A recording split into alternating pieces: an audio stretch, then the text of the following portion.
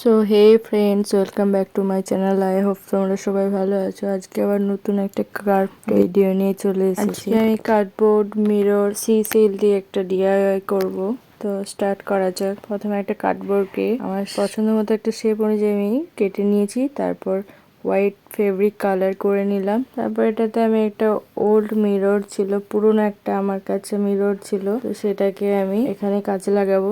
আঠা দিয়ে ভালো করে মাঝে সেট করে নিলাম। তারপর একটা একটা করে ঝিনুকগুলোকে সুন্দর করে আঠা দিয়ে পছন্দ মতো একটা ডিজাইন করে নেব, লাগিয়ে নেব সবগুলো আস্তে আস্তে করে। সমস্যা হচ্ছিল যে আঠাটা আমার হাতে লেগে যাচ্ছিল, প্রচন্ড ছিটে যাচ্ছিল আমার আঙুলের সাথে। এরকম ধরনের ডিআইওয়াই বা শক্ত কিছু চেটানোর জন্য কোন আঠাটা ব্যবহার করা উচিত আমার ঠিক জানা ছিল না, তো তাই আমি ফেভিকুইক জাতীয় একটা আঠা ইউজ করেছি এখানে। এই ঝিনুকগুলো কেনা নয়, পুরীর সমুদ্র থেকে নিয়ে আসা। এবার যখন বাড়ি গিয়েছিলাম তখন দেখলাম এত এত ঝিনুক বাড়িতে।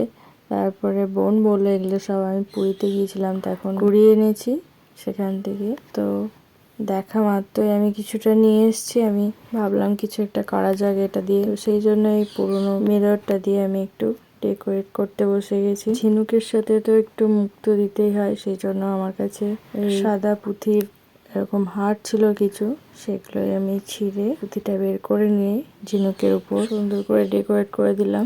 আমার মনে হলো ঝিনুকের সাথে মুক্তটা বেশ ভালোই লাগবে, সেই জন্য এটা দিলাম। কাজটা কেমন লাগলো তোমরা অবশ্যই জানিও। তো আঠাটা হাতে লেগে যাচ্ছিল বলে আমি এখানে হ্যান্ড গ্লাভস পরে নিয়েছিলাম। তো আমার মিররটা ডেকোরেশন হয়ে গেছে। আমার ডিআইওয়াই মিররটা কেমন লাগলো তোমরা অবশ্যই জানিও। আমার তো দেখতে বেশ অন্যরকম লাগছিল। পুরীর ঝিনুক দিয়ে মিরর ডেকোরেশন তো আমার খুব বেশ ভালো লেগেছে। ভিডিওটি ভালো লাগলে একটি like, share, comment and subscribe করে দিও প্লিজ। পুরীতে গিয়ে তোমরা কে কে এইভাবে ঝিনুক কুড়িয়ে এনেছো বাড়িতে সেটাও জানিও।